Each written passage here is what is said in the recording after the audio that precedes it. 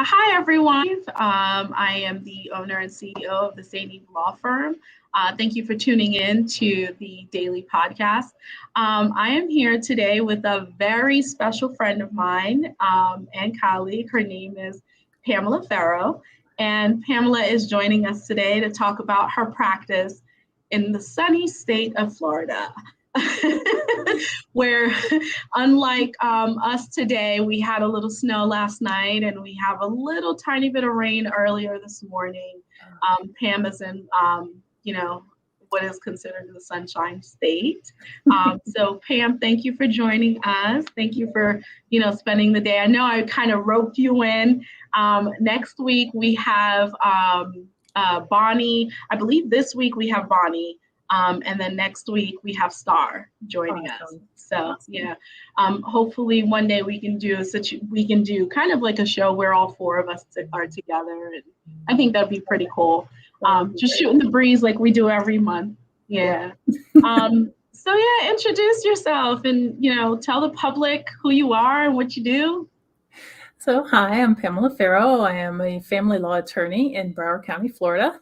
I handle divorce and paternity actions in Broward County, also Miami-Dade and the Southern Palm Beach courts. So you say divorce and paternity. Are you not doing custody cases anymore? I think custody might be my paternity. I'm not sure. Okay. Paternity. So you're kind of just lumping those in together. Yeah. Okay. Yeah.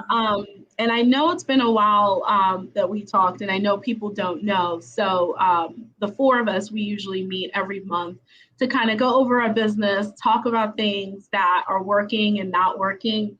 Boy, oh boy, have we talked about a lot that is not working.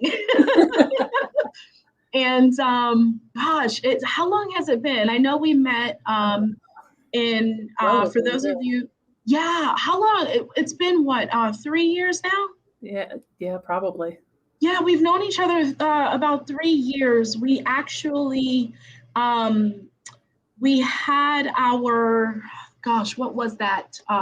It was a seminar that we did. Was it Marketing for Masters with Allison's it could have been program? Yeah, one of them. Yeah, we did that marketing. Mm-hmm. And unfortunately, as the world knows, that's when COVID hit. So that was everything shut down March 15th. And we were actually in New Jersey together. I think like the 12th, everyone had flew back. I don't remember. Do you remember exactly? Actually, I don't think I've met you in person because that month they canceled it and they had it online. No. Okay, well then I joined after that, and I met you at the next one. Okay. Yeah. Because we had the marketing seminar literally in New Jersey the week that everything shut down. For some reason, I thought you were there. I know Bonnie was there and Star was there. Yeah. But we've known each other for quite some time. But anyway, enough about, how we know each other. I know that you practice, one of my areas, which is custody. I haven't done too many paternity actions. I try to stay away from those. But, kind of for people that don't know you, do you mind kind of just giving us, a little bit of background story of how you even got to practicing, in Broward County and, working on family law matters? Well, I have a different kind of history than most attorneys. This is actually my second career. I was an air traffic controller in Miami for 26 years. And after I gave birth to my last child, I was thinking about retirement, and I was like, what do I do after retirement? Because I'm not going to be able to support all these kids off of 40% of what I'm making now. So I was like, well, I've always kind of wanted to go into law. So I looked into it and found out I could actually go to law school while still working, because FIU, Florida International University, has an evening course or a part-time course. And So I took the LSAT and applied and got in, and I started law school in 2010. And because I was part-time, it took 4 years, and I graduated in 2014. I passed the bar in 2014, but it took them forever to do my background clearance. um, so I got licensed in 2015. In the meantime, I had gotten kind of antsy, like I want to be a lawyer somewhere. So I'd already signed up to take the Kansas bar in July because my sister lives in Kansas. And I took that one as well and got admitted to the Kansas bar in September that year.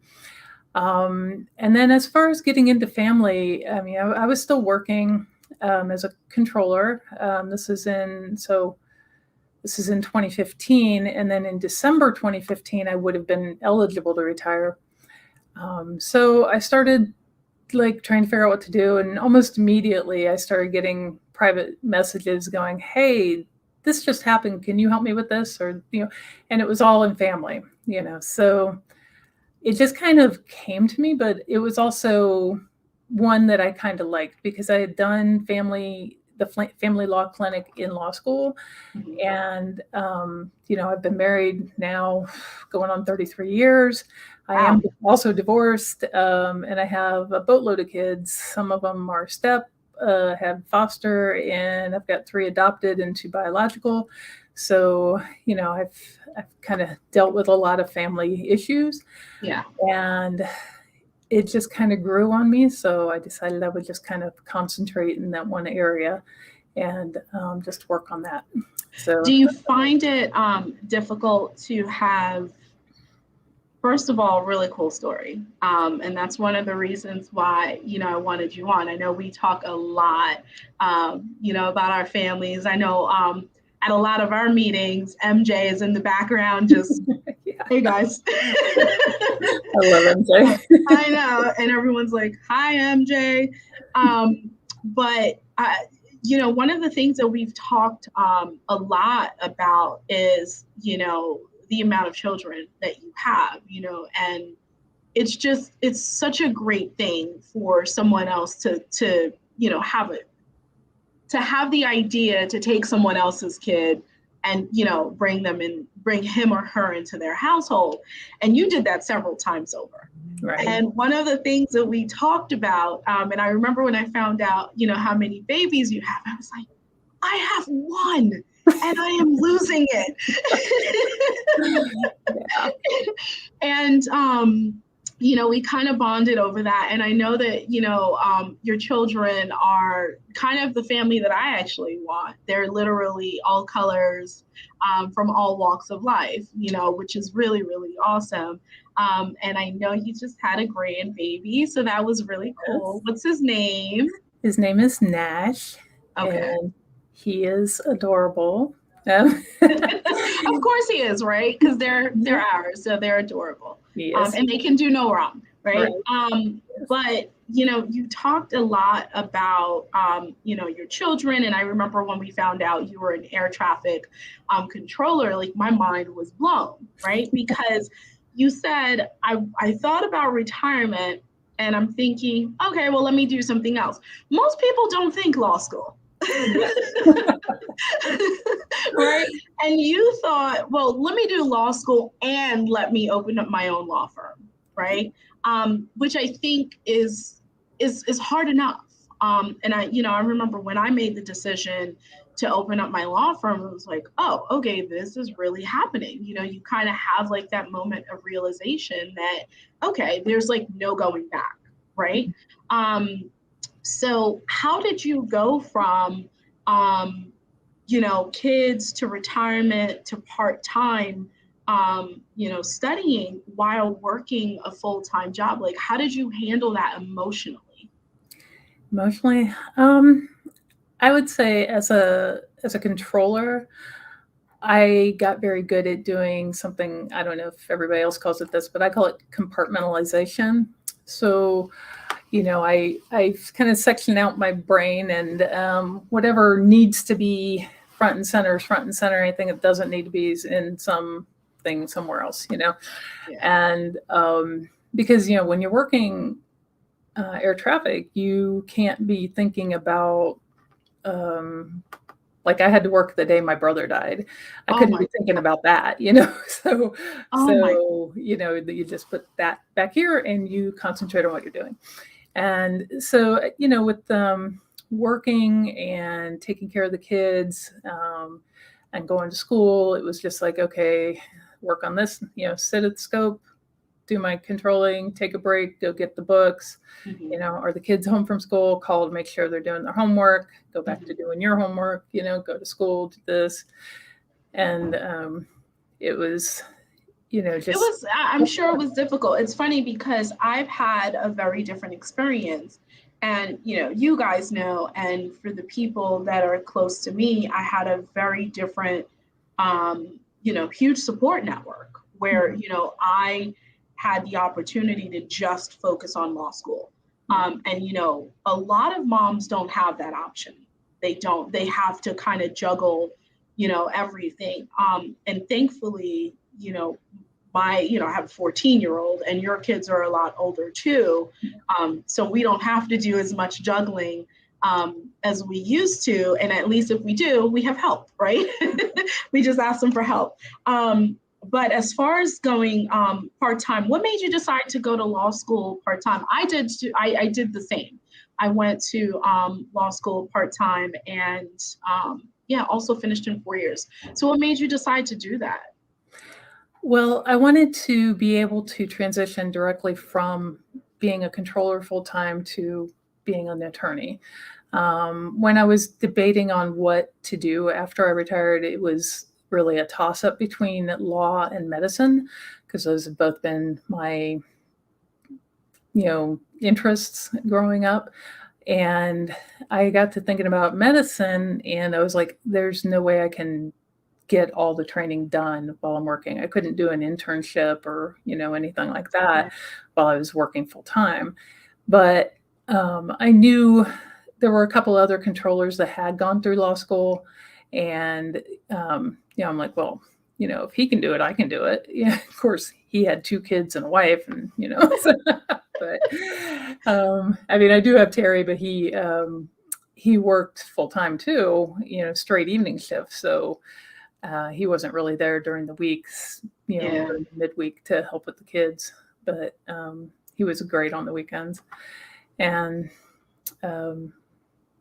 that's just that's why I went into law and why I started early, was so I could be done and hopefully established by the time I was ready to retire. Right. And so you open up your own practice, and are you still the only attorney in your practice? Right now, yeah. Okay. Yeah. Now, as far as, running your own business, and attorney Gwen Walker was on last week, and we talked about how law school does not at all prepare you. You're already shaking your head because you already know. It doesn't prepare you for the practice of law, and it does not on any level prepare you for running a business. Yes. What would you say has been the biggest lesson that you've learned, running your practice, I guess, in the past few years? Oh my God, there's so many. I know. Well, it's funny because I had no previous law experience other than, a few speeding tickets, but I'd not worked in a law firm. I'd never seen how one worked, nothing. So just learning on my own how to set up the firm, how to organize my files, how to, I remember the first case I got, I knew from my pretrial advocacy class that I needed to file a notice of appearance, but I had no clue how to do it. And I guess the other thing I've really learned is the importance of being able to reach out to people, because as a controller, I never wanted to reach out. Anybody that might be on here that used to work with me, they know that I would be ready to drown under planes before I would ask for somebody to help me. That's me. But now it's I have to. It's because I don't have anybody, around that to tell me. So I reach out to my mentor or friends, and I'm like, hey, how do you think I should do this? Or what would you say is that, And, obviously always keeping things confidential, but just, working through problems in my, with my friends and colleagues. And I'm sorry. I did that. I didn't do that as much. Actually, not a lot. I've done that. I've been fortunate enough to always have like this bubble of attorneys around me that have just been absolutely instrumental, to my growth. So, one thing you mentioned, and I want to touch on, is mentors. A lot of us come out of law school and we go the associate route or, the nonprofit route, and we have no idea what we're doing or how we're doing it. But one thing that I found is when you have mentors, oh my gosh, it takes the sting, out of not knowing, what you do and how you do, how to do it, excuse me. So I think, to interject, I think having mentors to tell you, okay, this is how I would handle this is just so invaluable. Like, I don't think I'd have enough time to kind of go over the list of people that have helped me. It's amazing. Mm-hmm. Yeah, it's definitely amazing. I think that, having mentors kind of catapults our businesses and, our just professional lives a lot quicker than if we were to, kind of do it ourselves. What's one of your biggest challenges, juggling clients and everything like that? I think it's following my systems. I set up systems that are really good, but then for some reason I don't usually follow them. Well, you know what, to your credit, we practice family law, right? Yeah. And it's kind of difficult to, at least, again, I can only speak for myself, for us to kind of pause and think, oh, okay, I have a system for that, let me follow it. Right? Because your client is calling you with an urgency, right? So you're thinking, I need to take care of my client. You're not thinking, I need to follow my system, right? Plus, I'm also thinking, I know what I'm doing. I wrote the system, so I know what I'm doing, and then it's up here. Yeah. It's literally up here. Remember in our coaching sessions, Allison used to tell us, we know it's up here. It needs to be on paper so that you can give it to someone so that they can follow it. And I mean, to be fair, I suffer from the same thing, and I don't think it makes us, bad people. I think ultimately it just shows how, busy we are, and we just need to make sure our clients get, taken care of. Right. What ways are you marketing? Speaking of clients, like what ways are you marketing lately to kind of get some clients out there? I've really picked up my social media game. Okay. I've been posting a lot more. Yeah, we both have challenges with that. Yeah. I actually hired someone to help me. So good. Same. Amazing. Yeah. I'm also in a Bni, which is wonderful. I get several cases out of there. What is Bni? Bni, you don't know what Bni is? I know what Bni is, but others may not know. Just in case someone is, interested. Right. So Bni is Business Networking International. It's a networking group that's broken into chapters all over the world, and in each chapter, they only have one person per occupation. So, for instance, I'm the only family law attorney in our chapter. Oh, okay. And there's only one. Didn't know that. Yeah, there's only one financial planner. There's one life insurance agent, things like that. And they break down into, we call them power teams. And our real estate power team is amazing. We have a realtor, a mortgage broker, a closing agent, a mold inspector, Oh, or wow. over mediator, I'm sorry, a first party attorney.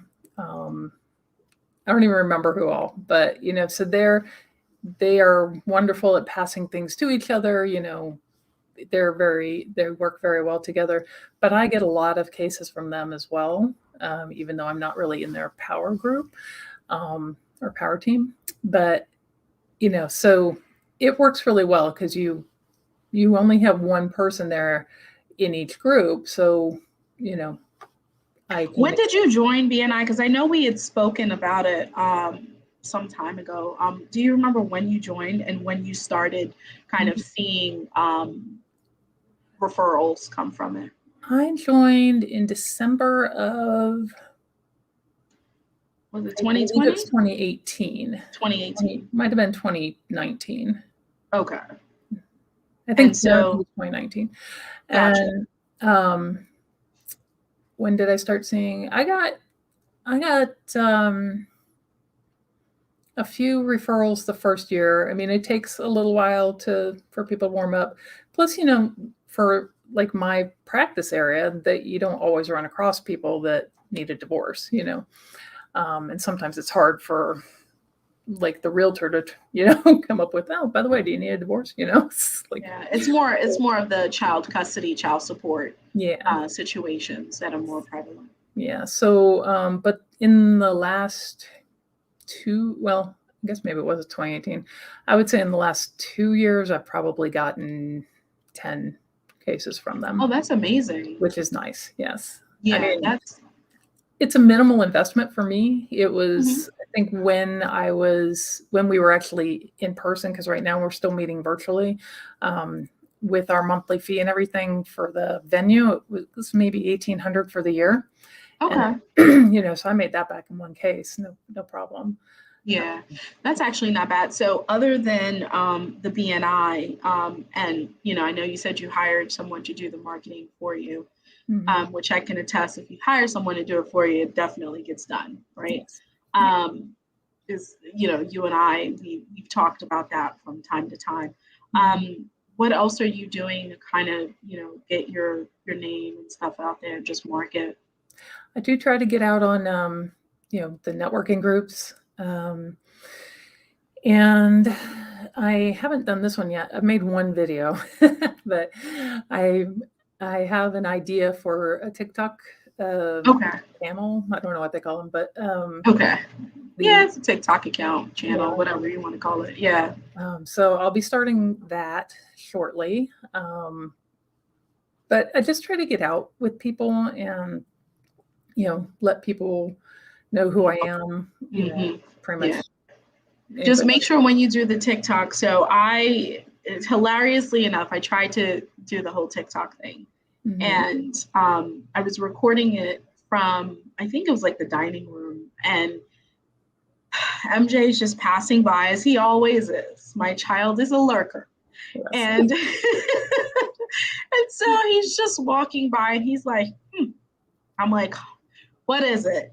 He goes, why don't you just show people your personality? And I'm like, I am showcasing my personality. I'm talking about, what I know. He's like, yeah, but you're kind of boring. Dude, you're supposed to be on my side. And he's like, no, you need to, be out there and show people who you are and that you have a fun side and a happy side. And I'm like, people don't want to see that. They just want me to tell them, here's a blurb about the law and, move on. And I didn't think anything of it. And I just kept doing what I was doing. Coincidentally enough, I was having a conversation. I was telling a friend and she was like, no, he's actually right.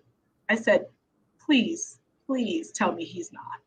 And she showed me other attorney accounts of, just really cool, innovative things that other attorneys are doing. And it's some of the most hilariously stupid things. I saw one the other day where, they were doing like a weird, dance to kind of like say, oh, it's time for lunch. I'm like, and it got like, 100,000 views. I'm like, why? Like, why is this thing, getting views? But realistically, it's the world that we live in, right? Everyone is on social media. Everyone wants to see personality.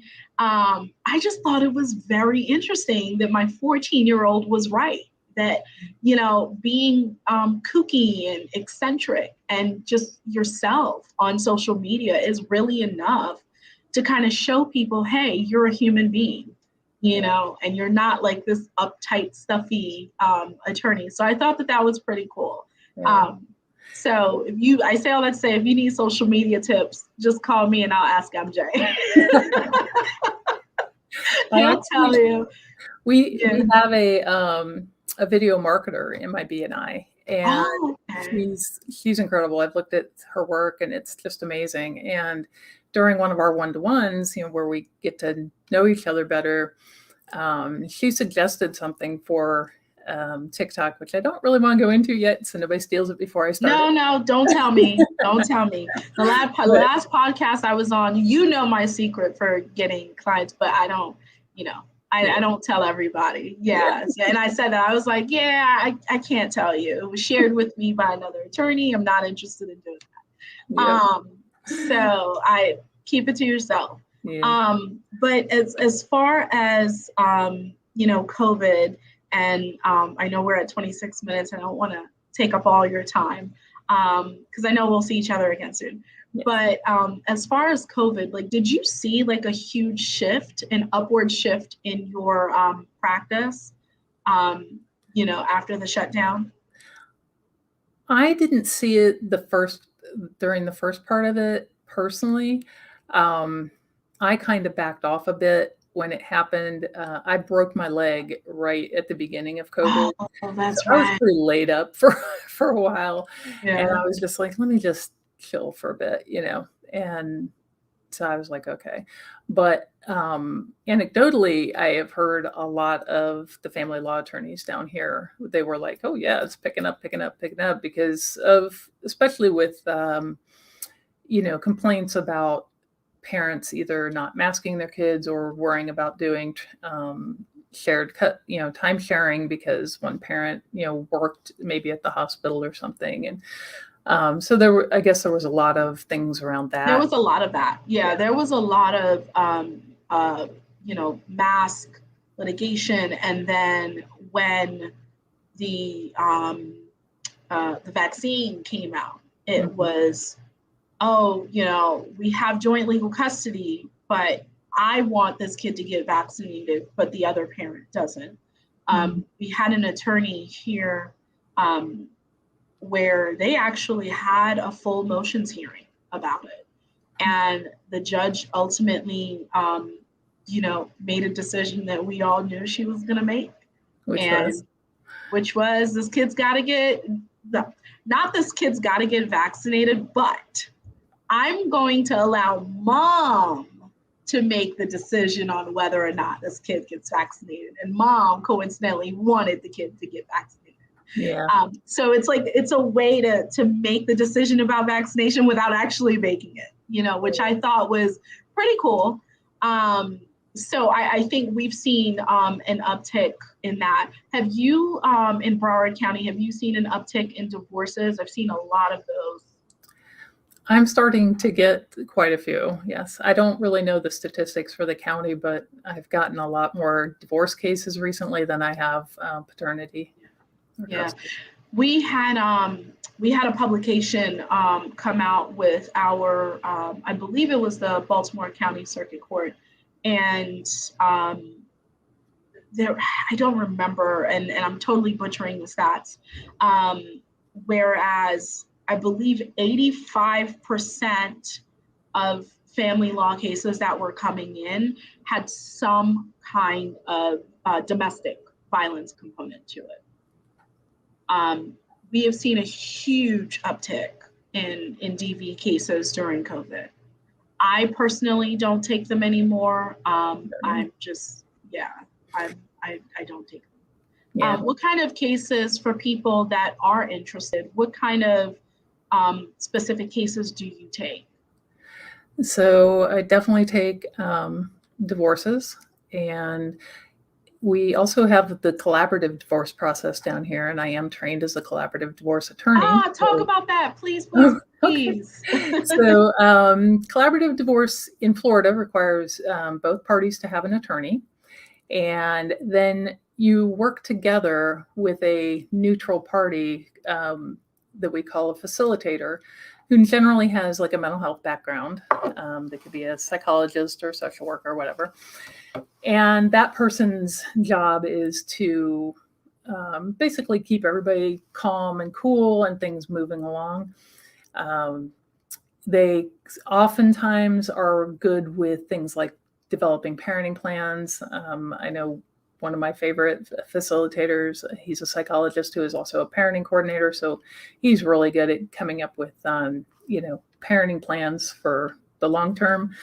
And then you can also have whatever other kind of neutrals that you need. So if you have a complex financial case, you can have a neutral financial, like accountant or a forensic accountant, whatever you need, you can have, or a financial planner. Mm-hmm. You can kind of like a team. It sounds like a team. It is. It's a team effort, and you still talk to your client on a separate basis, but you have team meetings. So like once a month or so, you'll get together, all of you, the 5, 6, whatever of you, and you work together to try and get things done. Gotcha. It helps empower the clients because they have more of a say in their outcome and they usually feel more heard for their wants and needs. And it's also often quicker. And even though the initial outlay might be a little bit more because you have to pay the retainers for the attorneys and the neutrals, overall it ends up often costing less. There's also a good privacy aspect to it where you can file like a limited financial affidavit. Plus, you don't have all these motions and things in the court. You can even get this all done before you go to court and just file, boom, and you're done. So it's really nice. And there's also a pretty good incentive to stay in it because if you go through all of this and then the process breaks down, then the attorneys and the neutrals are gone. Exactly. So yeah, we actually have collaborative divorce in the state of Maryland. I am not trained for collaborative divorces, although it's something after talking to you, I think you're the first person I've talked to that I've gotten a little bit more information. And I'm sure our process differs here in the state of Maryland. But I like that kind of setting. I'm more the kumbaya type of attorney. I don't like the negative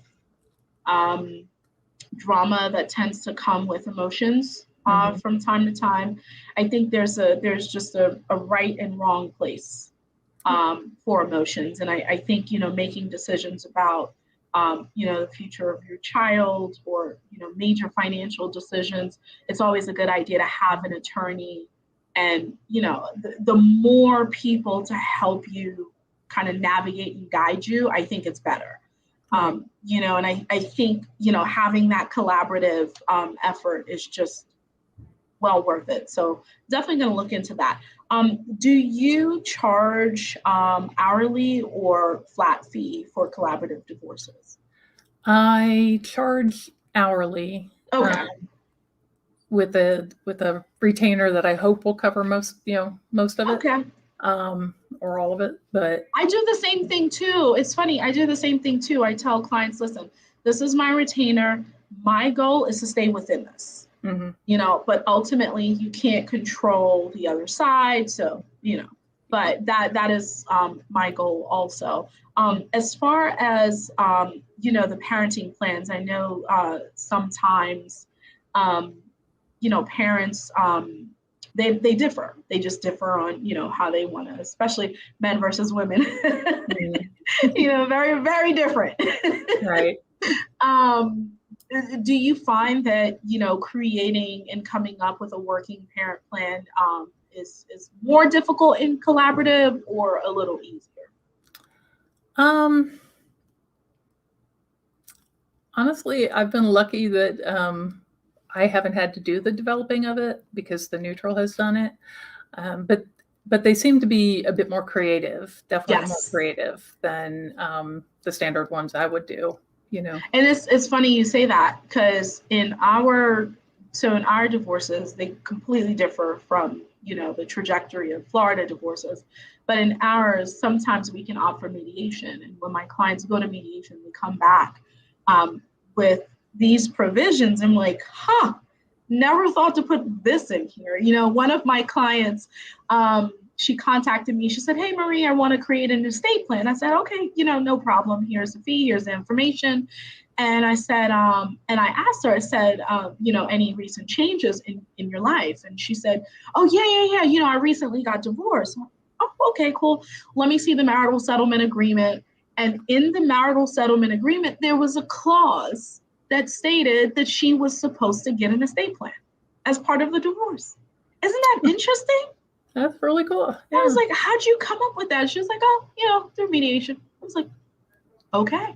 Yeah. So it's something that I never thought to kind of, touch on. And I do that often, especially in our monthly groups. Right. We kind of take little, bits and pieces from each other. So that way we can make our practices better and kind of serve our clients, a little bit more. So Yeah. I can talk to you all day. You know how we do when we meet up. Yeah. 1.5 hours turns into 4. Yep. And I just started blocking off 4. I do too.